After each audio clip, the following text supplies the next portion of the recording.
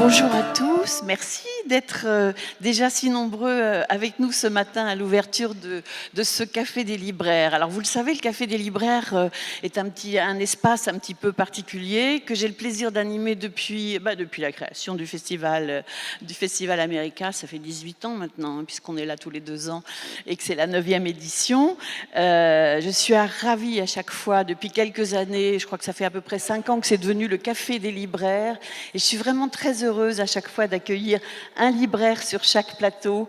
On sait que les libraires sont de très bons lecteurs, hein, de très bons prescripteurs. Vous avez l'habitude de les rencontrer dans les librairies. Ils ont un rôle très important et c'est bien qu'ils soient un petit peu mis en valeur comme ça pendant ce festival America, qui, ne l'oublions pas, a aussi été créé par des libraires et un éditeur. Hein. Donc tout cela est normal. Alors ici au Café des Libraires, on ne fait pas des débats à thème, même si on réunit des écrivains dont les livres peuvent être en résonance. On est vraiment sur la présentation de leur dernier livre paru en français. Et donc pour ce premier plateau, j'ai le plaisir d'accueillir Rosalie Abirached, qui travaille à la librairie 1000 pages de Vincennes. Les libraires de 1000 pages se sont bien mobilisés. Hein. Il y a eu Pascal Thuot, bien sûr. Il y a eu Simon Payen hier. Et puis Rosalie, que j'accueille pour la première fois. Et Antoine demain. Antoine déborde demain. Antoine. J'ai dit quoi? Non, demain j'annonce Antoine. Ah oui, et Antoine demain, oui. J'avais pas compris, j'entends pas très bien les retours. Voilà, alors donc sur ce plateau, aujourd'hui, eh bien, il a Tadzio Kolb. Alors je ne sais pas comment on le prononce, parce que je voulais vous demander avant que vous arriviez, mais comme vous êtes arrivé en cours, comment est-ce qu'on prononce votre nom? Tadzio Kolb. Tadzio Kolb, voilà. à côté de Rosalie, Jonathan D. C'est plus facile à prononcer. Hein. Et puis, à côté de Marguerite, Ivy Pochoda.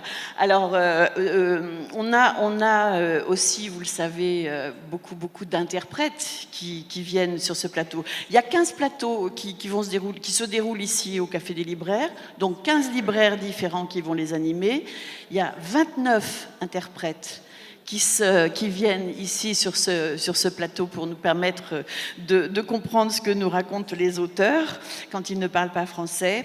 Et il y a aussi 14 lecteurs. Et les lecteurs, cette année, sont des gens qui font partie du Conservatoire d'art dramatique de Vincennes, sous la houlette de l'un de leurs professeurs, Laurent Ray.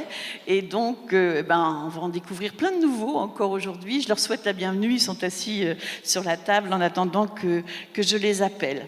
Et puis, il y a donc les interprètes, et j'y reviens, parce qu'il y a une chose un petit peu amusante, là, sur ce plateau, c'est que vous voyez Marguerite Capel, qui est à côté de Jonathan D., et Marguerite va interpréter Jonathan. Mais en fait, elle est la traductrice du livre de Tadzio. C'est assez formidable. Mais comme Tadzio parle français, eh ben voilà, elle a quand même eu envie d'être avec nous sur ce plateau, ce que je peux comprendre avec son auteur. Et puis, à côté d'Ivy, il y a Adélaïde Pralon, qui est aussi sa traductrice et son interprète, donc aussi sur ce plateau. Merci de jouer les deux rôles. C'est pas toujours évident parce que c'est pas tout à fait le même métier. Merci à vous. Ben voilà, je pense qu'on va pouvoir commencer. Je crois que tu as choisi, Rosalie, de commencer les interviews par Ivy Pochoda. Donc je vais demander à Valentine, peut-être à Valentine Muller, de venir s'installer à sa place, mais Rosalie préfère d'abord faire un petit résumé du livre avant que tu en lises un extrait. Rosalie, c'est à toi. Alors vous allez l'entendre dans quelques instants. Le point de départ du livre est l'autoroute embouteillée de Los Angeles. Alors le roman offre une vue panoramique de l'agglomération, de sa faune pour le moins bigarrée, vous le verrez. Si on survole les pavillons huppés des banlieues ouest, on s'attarde aussi dans la jungle urbaine des laissés pour compte, avec son lot de magouilleurs, de dealers et de junkies. On goûte aussi aux assauts persistants du désert, le sable rocailleux, la boue, la poussière, les hurlements des coyotes. Partout, la chaleur est écrasante et les attaques cuisantes du soleil font parfois monter la folie d'un cran. Alors l'intrigue fait des allers-retours entre 2006 et 2010 et les chemins de la plupart des personnages vont se croiser. Alors il y a Tony qui traverse une crise existentielle et qui troquerait volontiers son confort climatisé contre un peu d'adrénaline. Il y a Britt qui a trouvé refuge dans un ranch où des hippies décapitent des poulets à coups de hache. Il y a Patrick qui est un gourou au pouvoir de guérison douteux qui orchestre des rituels vraiment étranges. Il y a, je ne vais pas pouvoir tous les citer, mais il y a également Black et Sam qui sont deux bandits en cavale et qui ont eu leur lot de braquages, de crimes et de bastons. Alors, enfin, tous ont des raisons de fuir, qu'ils soient en quête de diversion, de rédemption, de délivrance.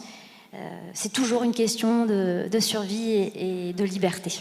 Il y a une sacrée pléiade de personnages dans le livre. Je vous présente quand même Ivy avant de donner la parole. Ivy Pochoda est née à Brooklyn, joueuse de squash professionnelle. Au départ, elle va abandonner cette carrière sportive pour se consacrer à l'écriture. Elle est l'auteure de L'autre côté des docks, qui a été salué par la critique américaine et française et qui a reçu en 2013 ici le prix Page America.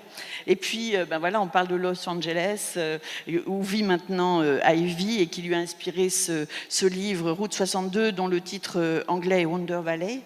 Et c'est le livre dont nous allons parler aujourd'hui, nommé livre de l'année par le Los Angeles Times, et fort bien accueilli par la critique en France, et dont je vous propose tout de suite d'écouter un extrait lu par Valentine Muller. Bienvenue Valentine, c'est à toi. Los Angeles, 2010. Il est presque beau. Il court, les monts San Gabriel au-dessus d'une épaule et au-dessus de l'autre, la courbe de l'autoroute d'Hollywood, là où elle chevauche celle de Pasadena. Il est torse nu. Une discrète musculature de nageur ondule sous sa peau hâlée. Ses bras battent un rythme binaire pendant que ses pieds martèlent le sol. Il se peut que certains l'envient. Il est 7 heures du matin et dans le centre de Los Angeles, le trafic est déjà au point mort. Les voitures essaient de traverser les 5 voies, avancent par paliers minuscules, imperceptibles. Elles se déversent en secousses et en saccades de l'autoroute de Pasadena dans celle d'Hollywood ou de Santa Fe. Mais lui circule librement, à contre-courant, au milieu des véhicules paralysés. Les conducteurs, cramponnés à leur volant, le regardent, cessent un instant de régler leur radio, de peaufiner leur maquillage dans le rétroviseur, de parler au téléphone avec leurs potes de la côte Est pour qui la journée est déjà bien entamée. Ils sont partis de chez eux tôt dans l'espoir d'éviter la séance de touche-touche, l'inévitable ralentissement de la matinée. Ils connaissent la formule mathématique, distance divisée par vitesse égale durée du trajet vers le boulot. Et pourtant, ils sont coincés. Dans cette ville d'automobilistes, sa présence sonne comme un reproche. Il court, affranchi des centaines de sacrifices que ces banlieusards ont dû faire pour arriver à l'heure dans l'embouteillage.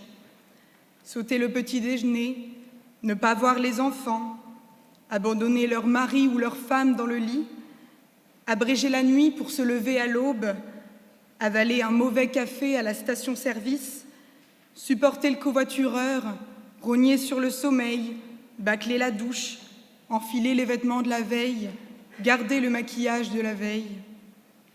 Il ignore les automobilistes vissés au siège de leur voiture climatisée, pris dans l'engrenage des nouvelles du matin et du top 50.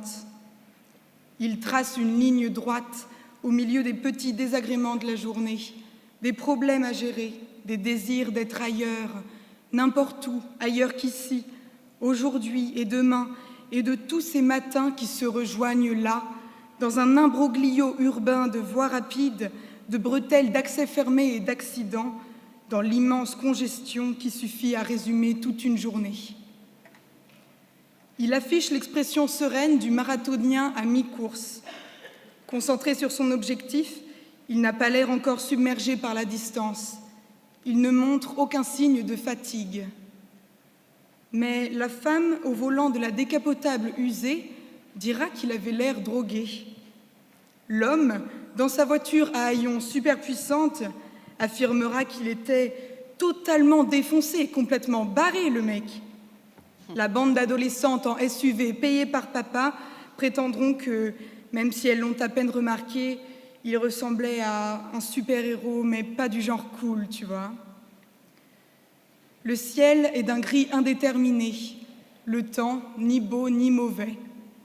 Le soleil aussi est en retard ce matin. Au sud de la route 10, l'air qui plane au-dessus des pavillons de West Adams et de Pico Union est d'une couleur terne, apocalyptique, la couleur des catastrophes et de leurs répercussions. Voilà, c'est le tout début du livre. Merci, merci beaucoup. À chaque fois, nous avons choisi de vous faire entendre la première page du livre. Et voilà, c'est parti. C'est à toi, Rosalie. Alors, tout d'abord, pourquoi Evie avoir choisi Los Angeles pour cadre de votre intrigue, hormis le fait que vous y vivez? Pourquoi Los Angeles et pas une autre ville des États-Unis? Well, I moved to Los Angeles in the middle of writing my previous novel, which was set in Brooklyn. And I was having trouble, writing about Brooklyn while not living there, and it made me feel incredibly guilty because I felt I had abandoned my hometown and was still writing about it. So I knew that my next book would have to be set in Los Angeles, but it was nerve-wracking for me because it's not my city, and it's an unknowable city. And it took a lot of courage for me to start to write about LA because there's a big debate about who writes the proper version of Los Angeles because it's a multifaceted city. So eventually I started to write about a part of LA where I was living and also working, because I work in Skid Row, and I realized, which is the big homeless community, and I realized this was a part of Los Angeles that hadn't been represented in fiction. And so I felt confident writing about LA for the first time because I had found my own part of the city which I could explore that I felt was unique to my own experience living there. Oui, alors j'ai déménagé pendant que j'écrivais mon précédent livre qui se passait à Brooklyn. J'ai déménagé à Los Angeles et je me sentais incroyablement coupable d'écrire ce livre alors que j'avais abandonné ma ville d'origine et que j'habitais encore à Los Angeles. Et donc pendant que je terminais le précédent livre, je me suis dit il faut que le prochain se passe à Los Angeles puisque c'est là que j'habite à présent. J'ai besoin d'être dans le lieu où j'écris et d'écrire sur ce qu'il y a autour de chez moi. Et c'était quand même très difficile de décider d'écrire un livre sur Los Angeles parce que c'était pas ma ville d'origine, donc pas une ville que je connaissais très bien. Et en plus, c'est une ville qui est impossible à connaître parce que c'est une ville vraiment aux multiples facettes, une ville très bigarrée. Et donc il fallait choisir peut-être un endroit à représenter. Donc j'ai choisi l'endroit où j'habite et aussi l'endroit où je travaille, qui est Skid Row, le quartier des SDF, des sans-abri, où je travaille. Et donc je me suis sentie tout de suite mieux parce que j'avais choisi quelle partie de la ville j'allais représenter, sachant qu'on ne peut pas représenter tout Los Angeles. Alors, vous avez vraiment un talent fou pour installer des atmosphères, pour planter des décors. Comme si les lieux que traversent vos personnages étaient beaucoup plus que des lieux, beaucoup plus que des cadres pour l'intrigue. Qu'est-ce que vous pouvez nous dire de ce rapport de vos personnages aux lieux? Yeah, well, thank you for saying that. The first thing that interests me is a place. I love to write about places, and a setting is the thing that I'm most drawn to. But I have to be living somewhere to write about it. It's very hard for me to imagine a place I haven't been or that's not immediately present. But when I write about a neighborhood, I try to imagine it as a panorama. And I'd like to imagine it three-dimensionally and from all different aspects. So for me, the way that I do that is I have to write a novel that has many characters or is multi-perspective, because it's the way you can see sort of the three dimensions or the panorama of the entire neighborhood. So I have to look at it from different angles. So I use many characters to take different looks at the setting where the book takes place. So the characters are a way to sort of bring the setting to life for me. Oui, d'abord, merci de dire ça. Ensuite, pour moi, effectivement, l'endroit, c'est très important. C'est la première chose qui m'intéresse dans l'écriture. Le décor, c'est ce que j'adore vraiment écrire. Et encore une fois, il faut que j'habite dans l'endroit que j'écris. Je ne peux pas imaginer, je ne peux pas concevoir écrire un livre sur un endroit où je ne serais pas, ou un lieu dans lequel je ne serais pas présente. Et donc, quand je décris un quartier, j'ai besoin d'une vision panoramique, j'ai besoin d'une vision en 3 dimensions et de pouvoir raconter le quartier sous différents aspects. Et donc pour ça, il y a plusieurs personnages dans le livre. C'est pour ça qu'il y a autant de personnages dans ce livre, parce que ça offre plusieurs perspectives sur un même quartier et cette vision justement en 3 dimensions. Donc j'ai besoin que chacun ait son point de vue, son angle de vision sur ce quartier. Et je pense que c'est ça la seule façon pour moi en tout cas de donner vraiment vie au quartier. Alors, votre livre pourrait être lu, enfin c'est une interprétation qui m'appartient, comme une sorte de manifeste contre la fatalité. Il suffit parfois d'un événement pour vos personnages pour changer le cours de leur vie. Et vos personnages, ils ont prêté la mauvaise route une fois, mais ils refusent d'en payer le prix pour toujours. Et est-ce que votre roman parlerait de déterminisme social ou c'est autre chose ? Well, you know, it's a question that I realize that I'm interested in a lot. I was talking about it this morning. I played professional squash, which was mentioned earlier, and I lost a lot of matches. And I always wondered if there was one thing that I could have done in the course of that match that would have changed and I would have won. Like, was there one mistake I made? Did I misplay a ball, or did I look at my coach at the wrong moment, or did I get upset when I shouldn't have gotten upset? And maybe that was the one thing, if I hadn't done it, that the outcome would have been different. And this question has interested in me my whole life. And you know, if you've read my previous novel, it's set in a bar, and there's a lot of people misbehaving, and a lot of people who are sort of have run off course with their lives, and I wonder, was that a question they had? Was there maybe one night they didn't go out, and then they would have, you know, had a more sort of productive life? Is there one thing you could have done that would have changed the way that your life proceeded? And I try to look for that in my own life. You know, when did I stop hanging out at the bar and decide to be a writer? You know, how did that happen? So I think for all of my characters, I'm trying to look for the moment that, you know, translated their life into a different direction or changed the course of their life. And I don't know whether it's predetermined, but I think it's something you can look back and find. And especially if you've made a mistake or done something terrible, because apparently every character in my book has done something absolutely awful, whether they can find that moment and then, you know, overcome it, or you know, find redemption from having, you know, pinpointed the moment where they did the one thing that changed the course of their life. So I don't know whether it's fatality, but I just think it's something that's possible to find and to examine. Oui, effectivement, c'est un thème qui m'intéresse beaucoup. J'en parlais justement ce matin. Comme on l'a dit plus tôt, j'ai été joueuse de squash professionnelle, et quand je jouais au squash, j'ai eu beaucoup de matchs et donc j'en ai beaucoup perdu. Et à chaque fois que je perdais un match, je me disais qu'est-ce qui s'est passé, qui a fait que j'ai perdu, qu'est-ce que j'aurais pu faire différemment qui aurait fait que j'aurais gagné ce match. Est-ce que c'était parce que j'ai regardé mon entraîneur au mauvais moment? Est-ce que c'est une balle qui a été lancée pas au bon moment? Est-ce que je me suis énervée alors que j'aurais pas dû? Est-ce qu'il y a eu un moment dans le match qui a précipité le match vers l'échec et pour lequel j'aurais pu faire autrement? Et donc, j'ai déjà un peu aussi exploré ce thème dans le précédent roman qui se passait donc à Brooklyn. Et il y avait beaucoup de scènes dans un bar et beaucoup de personnages qui partent à la dérive ou qui ont pris justement le mauvais chemin, leur vie est partie dans la mauvaise direction. Et je m'étais déjà demandé si il y a une chose au cours de notre vie qui arrive et qui fait que la vie bifurque dans une autre direction. Est-ce que moi-même, d'ailleurs, il y a un moment où j'ai arrêté de traîner dans les bars et pour devenir écrivain? Est-ce que ce moment-là, il existe vraiment? C'est une question que je me pose.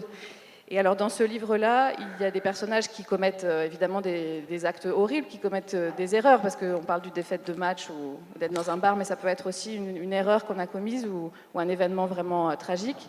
Et est-ce qu'à partir de cet événement-là, alors je ne pense pas forcément qu'il s'agisse de fatalité ou de destin, mais est-ce qu'on peut s'interroger sur cet événement-là et trouver la rédemption en se disant que c'est cet événement qui a emmené la vie dans une autre direction et vers un autre chemin? Voilà, c'est un livre que vous allez, j'espère, je suis sûre même, avoir envie de découvrir si ce n'est déjà fait. Je vous rappelle donc le titre, Route 62, Ivy Pochoda, et qui a été traduit par Adélaïde Pralon. Donc merci de nous avoir permis de le découvrir et continuer à découvrir l'histoire à travers le livre, bien sûr, parce que là, on ne fait qu'évoquer, on ne fait que donner envie. C'est le rôle des libraires. Et évidemment, on a envie de savoir ce qu'ils vont devenir, tous ces personnages. Il y en a un qui est particulièrement stupéfiant, c'est le Samoan. Sam. Bon, allez, on passe maintenant au livre de Tadjeo Kolb, qui s'intitule Made in Trenton, qui est paru chez Buchet-Chastel, tout dernièrement. Il est sorti en août, je crois. Je crois. Il a été traduit, oui, c'est ça, en août, non ? Traduit par Marguerite Capel, qui on aura peut-être son petit avis tout à l'heure. Moi, on connaît peu de choses sur vous. Elle va dire que du bien, bien sûr. Auteur, journaliste, traducteur américain. Vous enseignez à l'université de Rutgers. Rutgers. Oh, Rutgers. Excusez-moi, je prononce à la française. C'est pas grave. C'est pas grave. Non. Si, c'est grave. J'aimerais tellement Si parler. vous étiez en voiture, vous y trouverez pas en demandant les directions comme ça, mais c'est pas grave. Et vous vivez donc à New York. Je vis à New York, oui. C'est ça. Et c'est votre premier roman ? Oui. Voilà, qui porte le même titre en Pas anglais. tout à fait. Pas tout à fait ? Non. Comment est-ce que vous le traduisez, alors, le titre anglais ? En anglais, ça s'appelle Trenton Makes. Oui. Et c'est parce qu'il y a un pont. Il y a un pont Oui, juste en il y a dehors le pont, du c'est ville vrai. de Trenton qui dit Trenton makes, the world takes. Ouais. Trenton fabrique et le monde prend. C'est un slogan pour l'industrie du région qui est très agressif. D'une manière, c'est comme si Trenton était une grande-mère juive. Bon, je vais fabriquer, vous prenez tout. C'est comme ça. Alors, on écoute le petit résumé qu'en a fait Rosalie. Oui, alors nous sommes à la fin des années 40 à Trenton, donc nous l'avons dit, dans le New Jersey de l'immédiat après-guerre, 1946. L'industrie florissante promet d'éradiquer la pauvreté. Et alors, Ab Kunstler, comment je dois le prononcer ? Abe, Abe. parce que c'est Abraham. Ah. Abraham. D'accord, appelons Abe, puisqu'il s'appelle comme ça. Il se fait embaucher dans une aciérie où il devient un col bleu modèle. Il ne partage pas les vestiaires avec ses camarades et s'isole pour s'habiller en invoquant son corps mutilé à la guerre. Alors, il n'en dit pas grand-chose. Il se contente d'évoquer le sujet, mais il veille à ce que son discours soit toujours bien rodé. Alors, pas question d'être tenu à l'écart pour autant. Il sort boire des coups au dancing avec ses camarades et jette son dévolu sur une entraîneuse. C'est Inès. Elle est douce, elle s'abandonne volontiers aux vapeurs du gin. Et Ab l'écoute, elle capte sa soif de tendresse et puis de paix domestique, on peut le dire comme ça. Et ça tombe bien parce que la conjugalité fait partie des plans de Abe. Alors, au bout de 50 pages, c'est assez rapide, l'imposture pressentie apparaît au lecteur. Dans la salle de bain verrouillée, on voit Abe ôter sa coquille et dérouler les bandages qui saignent sa poitrine, une poitrine de femme. Très vite aussi, on découvre le crime originel, donc je n'ai pas l'impression de dévoiler en vous disant que la femme victime du coup de trop qui lève la main à son tour et qui, dans un déferlement de violence, ôte la vie de son mari. Un mari, et c'est ça qui est assez original, dont elle décide d'endosser l'identité. Alors c'est bien plus qu'une histoire de travestissement, c'est l'histoire d'un attachement viscéral et insondable, ce qui fait tout le mystère du livre. Et la révélation, qui intervient assez tôt dans le livre, notamment le mystère du personnage C'est ça c'est le tour de force vraiment du livre. Et nous sommes plongés dans les rouages de la détermination de Abe, qui est en perpétuel état de vigilance, qui vit dans la terreur que sa supercherie soit découverte. Alors le lecteur aussi retient son souffle parce que la tension est implacable. Je crois que c'est indéniable. C'est un roman âpre et magistral, et dont je vous laisse écouter tout de suite les prémices. Voilà, la lecture par quelqu'un qui s'appelle Pierre Papin.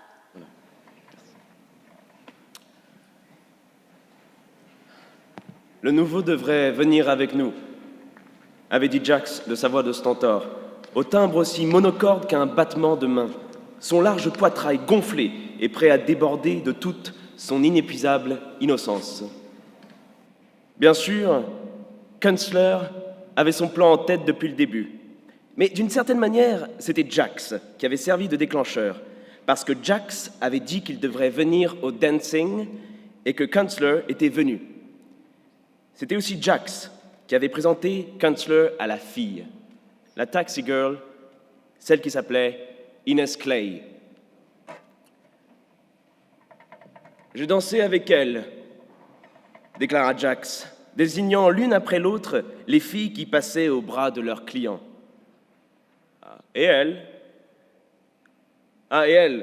j'ai dansé avec plein de fois. Ça en fait des pépettes, Jax. On dirait que t'as dansé avec toutes les filles de Trenton. Pas étonnant que tu sois obligé de te rouler tes clopes toi-même. Le faible chuintement métallique de la voix de Kunstler était presque inaudible avec la musique, et Jax dut se pencher pour l'entendre demander « Et celle-ci ? Oh, cette fille-là ? Ouais, j'ai dansé avec elle. Les gars disent qu'elle a des problèmes.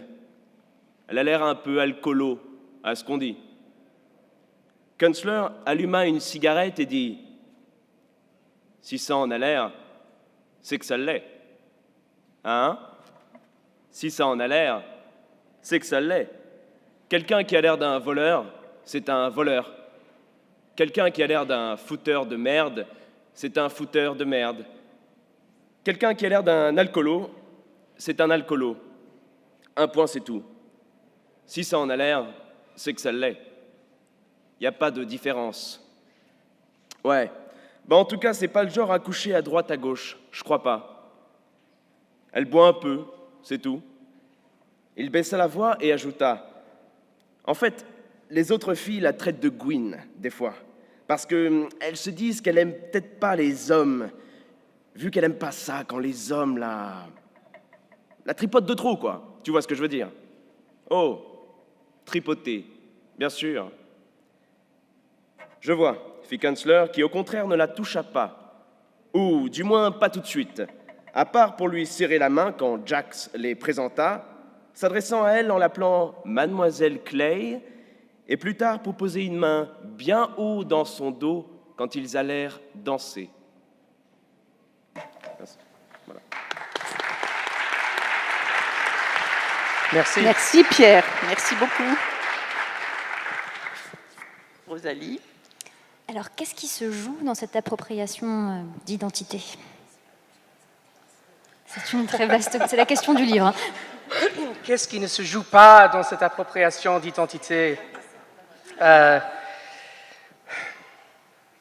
Ici, c'est l'histoire d'une femme qui tue son mari et qui prend l'identité de l'homme qu'elle a tué.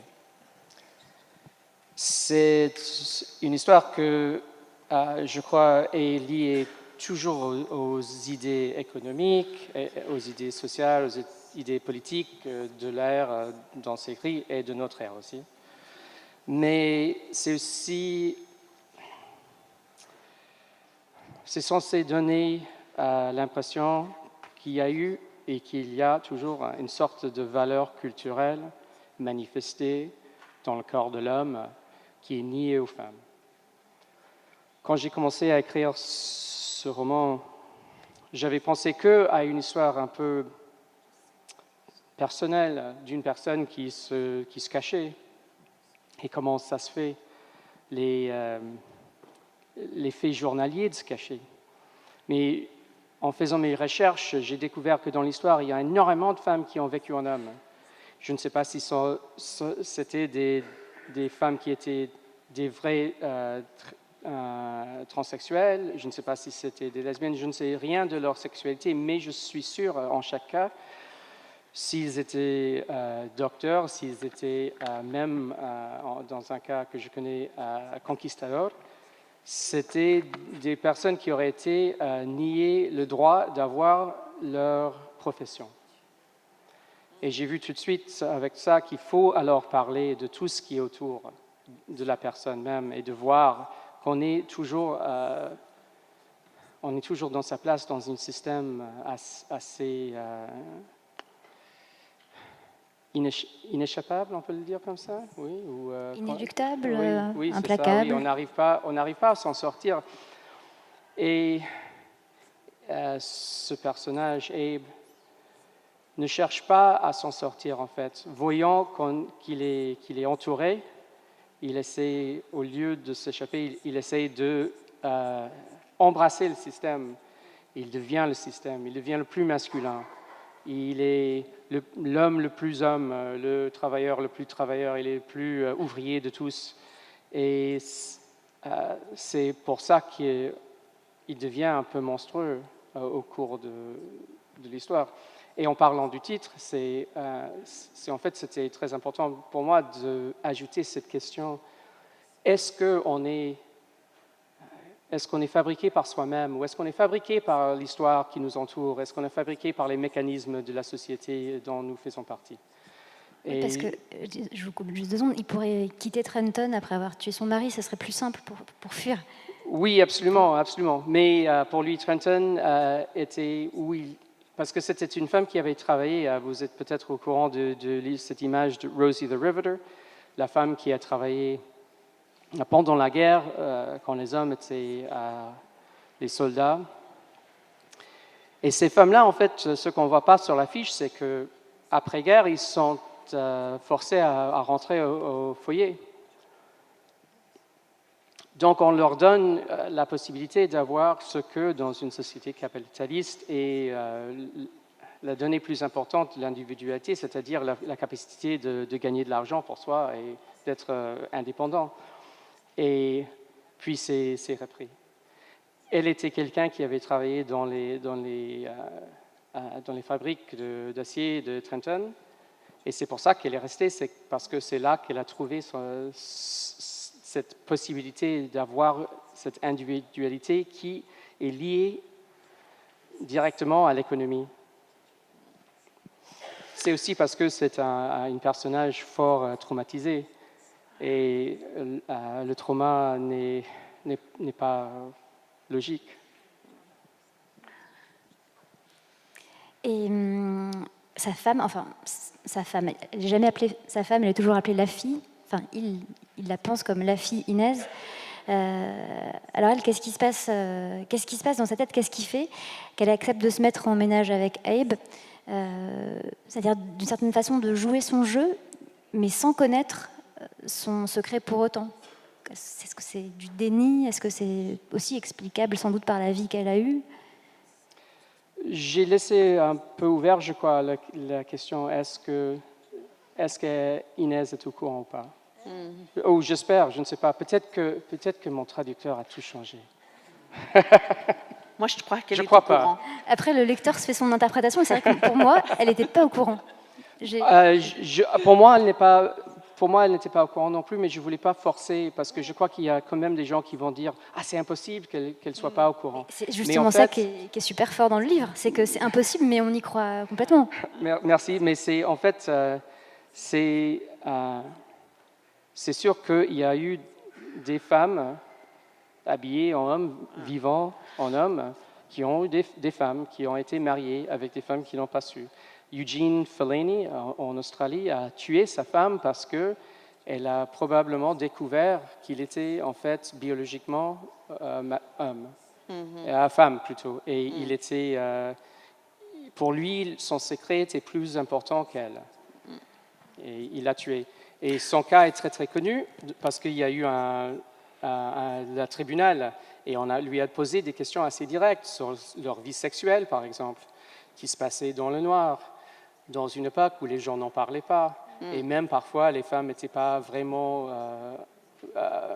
Ne connaissaient pas trop leur propre corps. Et parce qu'on ne voulait pas qu'ils les connaissent, parce que c'est une forme de pouvoir s'ils connaissent leur corps. Et bien sûr, c'est une patriarchie. Oui, c'est peut-être pas la meilleure chose que les femmes puissent se contrôler eux-mêmes. Donc, oui.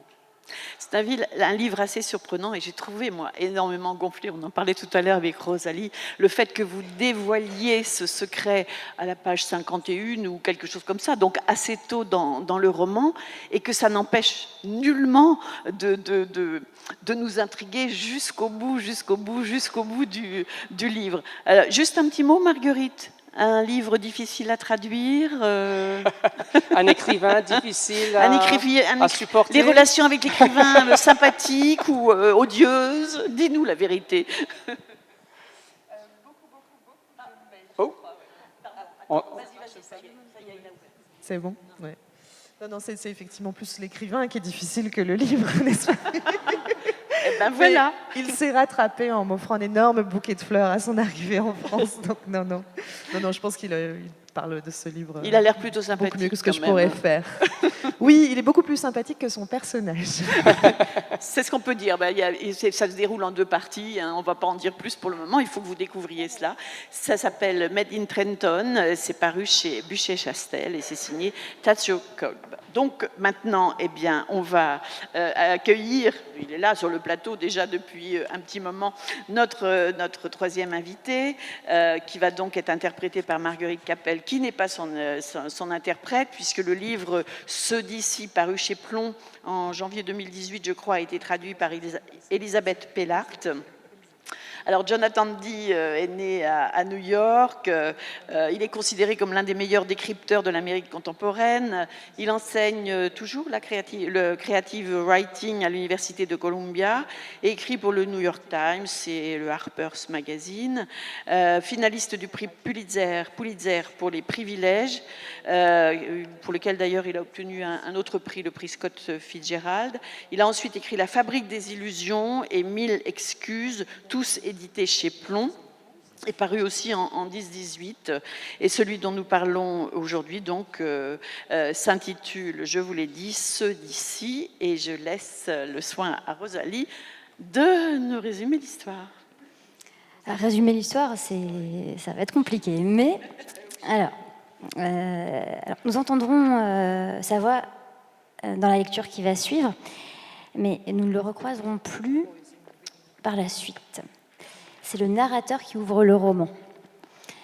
L'homme, on ne connaît pas son nom, traverse New York au lendemain de l'effondrement des tours jumelles et pose un regard blasé, en tout cas dénué d'empathie, sur une ville spectrale où toute activité semble suspendue. Le deuil national ne l'émeut pas. Il se soucie plutôt de récupérer l'argent qui lui a été volé par un escroc.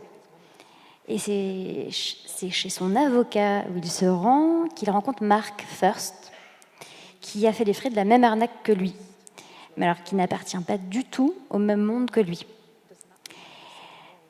Et c'est justement le monde de Mark et les vies tourmentées de la famille First qui vont être au cœur de ce roman. Alors Mark vit dans une bourgade fictive du Massachusetts, je suis fière de moi là, baptisée Howland. C'est une zone de repli exemplaire pour les New-Yorkais fortunés qui veulent échapper à la menace terroriste. L'arrivée d'un richissime gestionnaire de fonds catalyse vite les tensions. C'est Philippe Haddy. Et Philippe Haddy se pique de politique et aussitôt élu maire, il fait de la ville son jouet. Ses premières décisions font l'unanimité. Il renonce à son salaire d'élu, ce qui est très magnanime. Il diminue les impôts. Il renfloue les commerces de la ville en faillite avec ses propres deniers. Il fait valoir son pragmatisme, son mépris de la bureaucratie et de l'État-providence. Et alors qu'il confisque peu à peu la démocratie, il installe des caméras de surveillance, par exemple, ça, il adore ça, le petit peuple de Hollande commence à entrevoir le piège dans lequel il est tombé. Voilà. Alors, on va tout de suite en découvrir le début. Donc, c'est une lecture qui nous est donnée par Emmanuel Bénèche, qui fait lui aussi partie du Conservatoire d'art dramatique de Vincennes.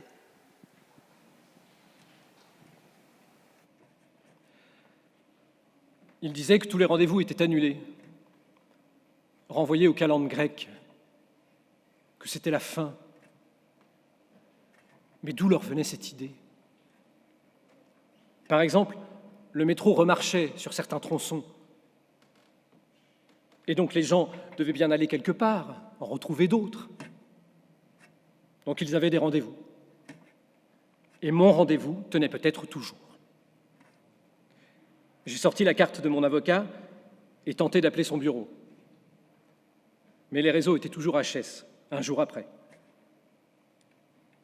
Je ne savais pas quoi faire. Je ne pouvais même pas demander à Yuri ce qu'il en pensait à cause du téléphone. Et si ce rendez-vous tenait toujours et que je n'y allais pas? Et si tout le monde venait, sauf moi? L'avocat avait beaucoup insisté, il ne fallait pas que je le rate. Personne ne m'avait dit qu'il était annulé, techniquement parlant, juridiquement parlant, ou ce qu'on voudra. Alors j'ai mis mes chaussures. J'avais encore quelques heures devant moi, mais je n'avais rien à faire. Et en tout cas, ce jour-là, il n'y avait que dalle à la télé. Broadway était figé, comme une capture d'écran. Personne dans la rue.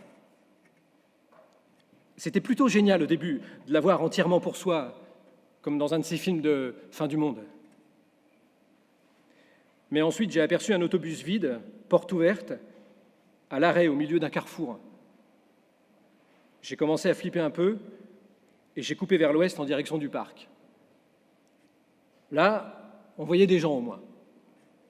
Quelques personnes avec leurs chiens, debout, comme des malades mentaux bourrés de médicaments, pendant que les chiens se pourchassaient sur la pelouse.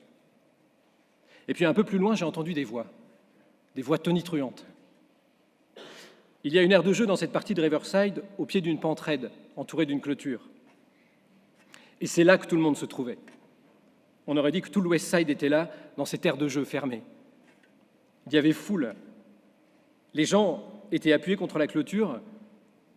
On aurait dit un centre de détention pour ados, ou un truc comme ça. Les parents aussi étaient là, en marge, en pleine conversation, pendant que les mômes couraient en hurlant, comme d'habitude. Enfin, pas vraiment comme d'habitude.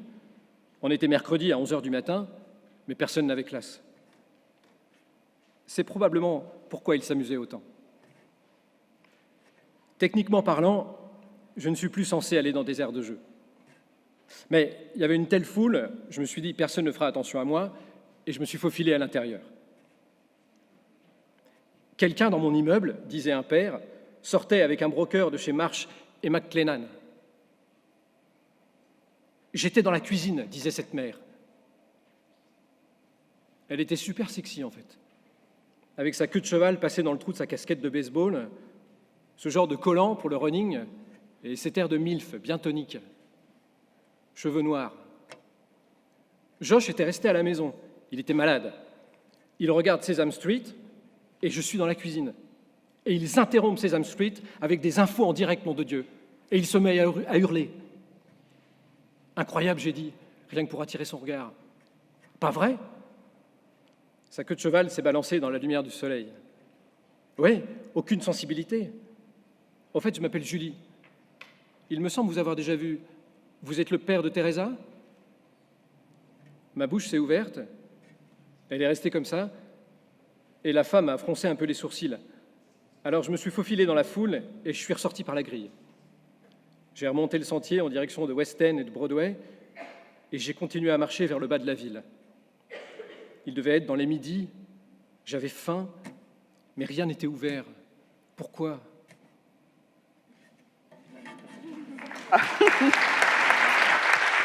Merci.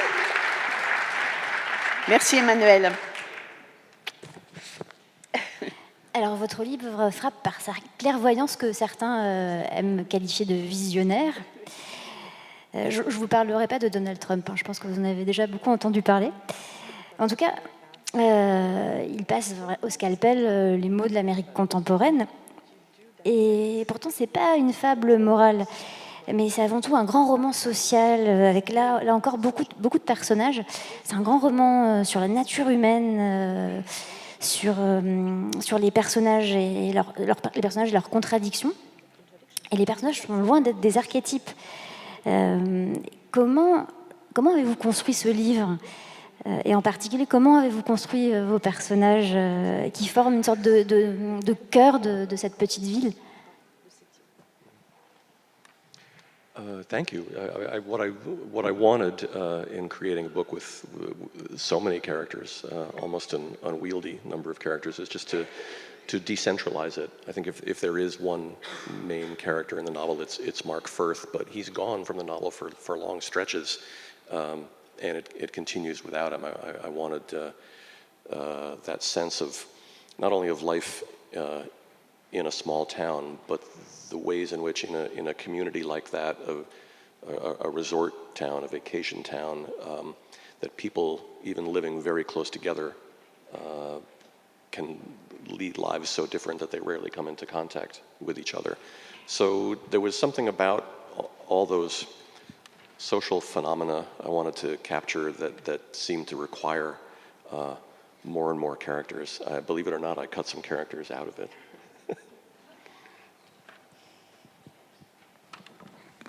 Merci. En fait, ce que je voulais faire en créant effectivement tous ces personnages, c'était de décentraliser en quelque sorte le roman. Il y a un personnage qui est central, c'est Mark First, mais il disparaît parfois pendant de très longs passages et le livre peut continuer sans lui. J'avais envie de montrer effectivement cette atmosphère d'une petite ville, mais je voulais aussi montrer ce qui se passe au sein d'une communauté comme ça, dans ce genre de ville qui est une cité, une ville de vacances en fait, un lieu, une destination touristique, où les personnes peuvent vivre très près les uns des autres, mais pas forcément les mêmes vies en fait. Et donc ce qui se passe quand ces personnages-là vont entrer en contact. Il y avait vraiment cette nécessité d'avoir énormément de personnages pour parvenir à saisir un phénomène social en quelque sorte. Mais croyez-moi ou pas, j'en ai quand même supprimé un certain nombre. Que révèle l'élection comme maire de Philippe Haddy ? Les citoyens ont-ils encore confiance en l'État, en leurs institutions ? Comment se dit-il qu'ils le voient si vite comme l'homme providentiel ? Pas tous, hein, bien sûr, mais... It is hard now to talk about this without invoking the name Trump, but well, when Haiti becomes before Trump became president, there was already in American society a strange political phenomenon that involved a sort of worship of the rich,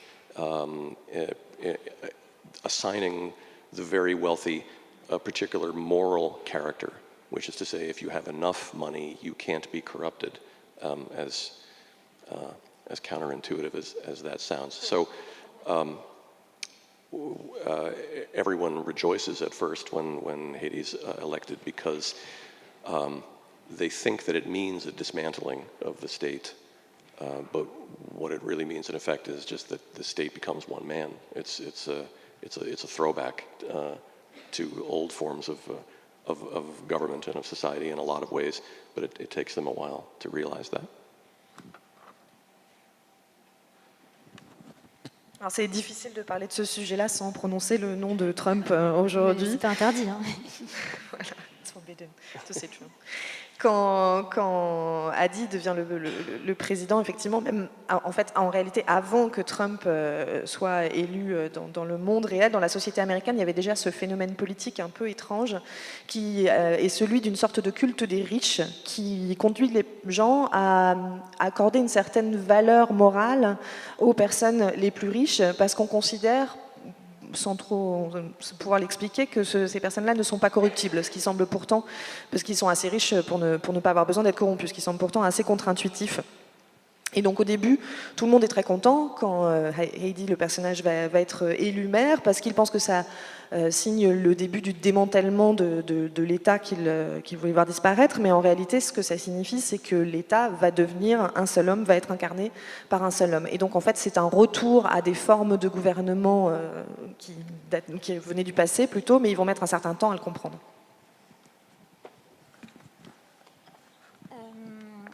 Alors, qu'en est-il de la fraternité et de la solidarité dans ce petit monde de Hollande?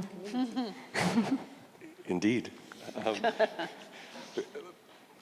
Part of what brought me to want to write the book in the first place was that question, where did it go? In particular, where did it go after what seemed like a kind of cultural change in the wake of 9/11? How did we get from there to a moment, within a decade where the dismantling of the government in almost all its aspects, particularly aspects that are there to help the less fortunate, there was a very strong, there still is, a very powerful and angry movement to dispense with all that. So that was the question I was trying to answer: is what creates in each citizen the sense of paranoia and impending disaster that makes everyone take such an unashamed turn toward selfishness. C'est une excellente question. C'est en partie la question à laquelle je voulais essayer de répondre en écrivant ce livre. C'est de savoir justement où est passée la solidarité, où est passée la fraternité. Qu'est-ce qui explique ce changement culturel profond après le 11 septembre, où en une décennie, on a abouti à une forme de démantèlement de tout ce que peut faire le gouvernement, en particulier pour les plus défavorisés. Il y a vraiment un mouvement très puissant qui vise à déconstruire tout ce qu'un État est censé faire pour les moins favorisés de la société. C'était vraiment la question à laquelle je voulais essayer de répondre. Qu'est-ce qui peut ainsi avoir poussé les citoyens ordinaires à une telle paranoïa, à un tel sentiment de désastre imminent qu'ils adoptent ainsi de façon tout à fait éhontée l'égoïsme le plus total? Est-ce que c'est pas aussi un peu un roman sur l'individualisme? Parce que au tout début du livre, quand on fait la connaissance de Marc, ce qui, moi, m'a semblé extrêmement frappant, c'est cette espèce comment dire, il est très axé sur lui-même, il s'étonne des réactions des uns et des autres, et vous expliquez aussi à quel point les gens s'approprient un événement et se mettent au centre de cet événement. Non seulement ils l'ont pas forcément vécu de très près, mais ils sont quand même, ils veulent se mettre comme personnage principal de cet événement. J'ai trouvé ça assez marquant dans le début du livre. Yes, there's a fine line in American mythology and in the American character between rugged individualism as a positive value and selfishness, narcissism.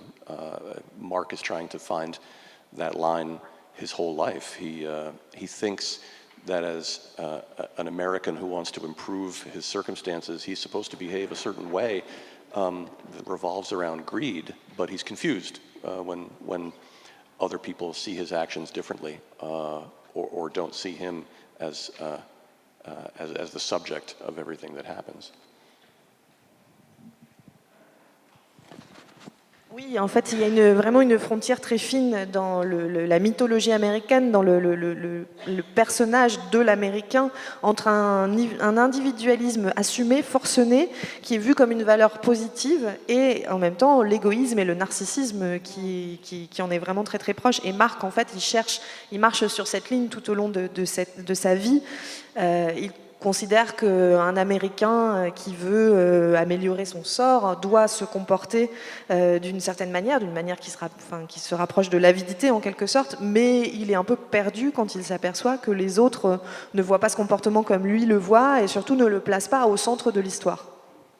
Et puis moi j'ai encore une dernière question, il y a quelque chose qui m'intrigue, au début du livre il y a une phrase qui est mise en exergue qui dit « Ce qui m'obsède, c'est à quel point j'ai envie de tout bazarder » et c'est mis The New York Times 10 octobre 2015, mais on ne sait pas qui a dit cette phrase, c'est vous? Je voulais m'en assurer. Oh, no, I didn't. It was a politician who said it, but I left his name off of the quote because I came across it in the middle of writing the book, and it seemed to sum up, for me at least, the connection I was looking for between what he's describing, the urge to blow it all up, and the language of 9/11, which apparently this politician could not hear, even when he spoke it. There was an irony there in his having devoted his whole life as a patriot to destroying what he felt his enemies were out to destroy. Was it? Nobody famous. Yeah. Non, en fait, c'est un homme politique qui a dit ça, effectivement, mais je n'ai pas cité son nom. C'est une citation sur laquelle je suis tombée, une phrase sur laquelle je suis tombée quand j'étais en plein milieu de l'écriture du livre et qui me semblait bien résumer, effectivement, cette articulation entre ce qu'il décrit, c'est-à-dire cette envie de tout faire péter, et le vocabulaire, en fait, qui peut décrire le 11 septembre. Et lui ne semblait pas se rendre compte, en fait, de cette ironie-là, que dans son discours qu'il avait tenu toute sa vie de patriote, il utilisait les mêmes mots que les personnes qu'il était censé vouloir détruire. Voilà, merci à tous. Je vais rappeler les titres. Oui, on peut les applaudir vraiment et applaudir Rosalie.